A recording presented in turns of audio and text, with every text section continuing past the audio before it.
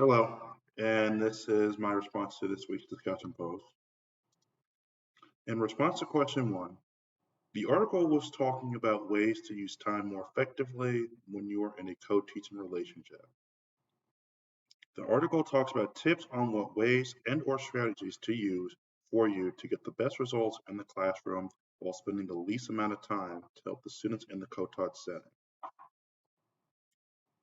Because quite honestly, if you're a teacher, you will more than likely be teaching another class of students that may or may not be a co-taught class. So you can't spend your entire time working with just this one co-taught teacher when you have multiple papers to grade or other tasks to do while you're at work. In response to question two, the one thing that stood out to me in this article was the topic of having to determine regular roles and responsibilities. When you are sharing a classroom with another teacher, the first couple of weeks can be a little bit difficult in terms of adjusting your routine when you and the other teacher in the classroom, when you and the other class will speak to each other, your teaching styles compared to the other person, and other stuff as well.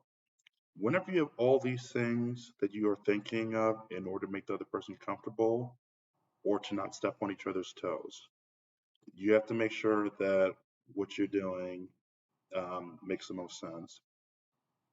This is why it is important for both you and the other teacher to discuss the roles for each other in the classroom setting, because you don't want an incident when you are trying to work something with one group of students, but the other teacher is confused because they didn't align with the plan for today's lesson.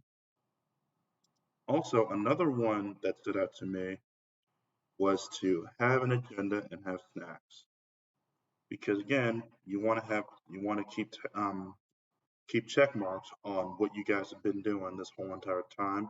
And also too, it would be nice to also reward the kids who are just working, who are doing their work and everything, to give them a treat once they're done with the task, because kids and adults both like treats as well. Okay, so that is my response to this week's discussion. Thank you very much.